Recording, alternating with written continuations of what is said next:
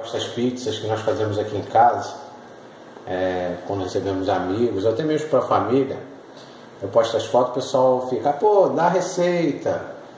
E muitos falam para mim que mesmo eu dando a receita, não acertam fazer a pizza. Então, eu botei um pouco de farinha de trigo, um pouquinho de óleo, aquela pizza, para sair aquela massa de pizza de pizzaria mesmo. Então, um fio de óleo na farinha. Por favor, não compra farinha de baixa qualidade, senão um pouquinho de sal a gosto. E esse fermento biológico que você compra no supermercado, 2 pacotinhos desse, vai dar em torno de 30 gramas. Você põe numa água morna, não pode ser quente. Você vai diluir ele completamente.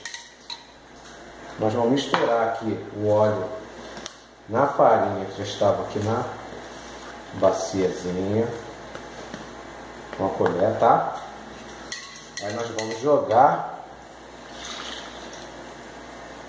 Uma vez que diluiu, aí com a colher você vai fazer aquele mingauzinho. Como não vai ficar, eu vou completar mais um pouquinho de água, tá? Até ficar aquele mingauzinho. Virou aquele mingau. Eu não estou fazendo muita massa, porque só estou fazendo a massa suficiente para uma pizza. Mas essa receita são 2 kg de farinha de trigo, o sal a gosto, um fiozinho de óleo independente e 1 litro de água.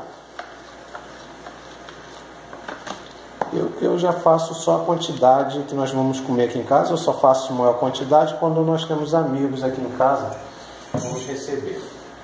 Nunca faça com uma farinha de baixa qualidade, que a massa não fica boa. Então agora eu vou jogando mais farinha de trigo.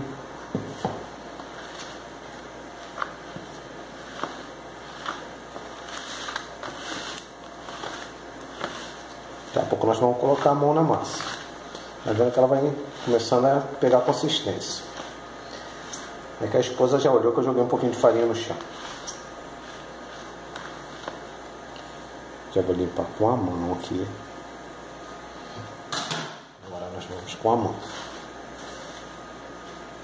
Tem um amigo que pediu essa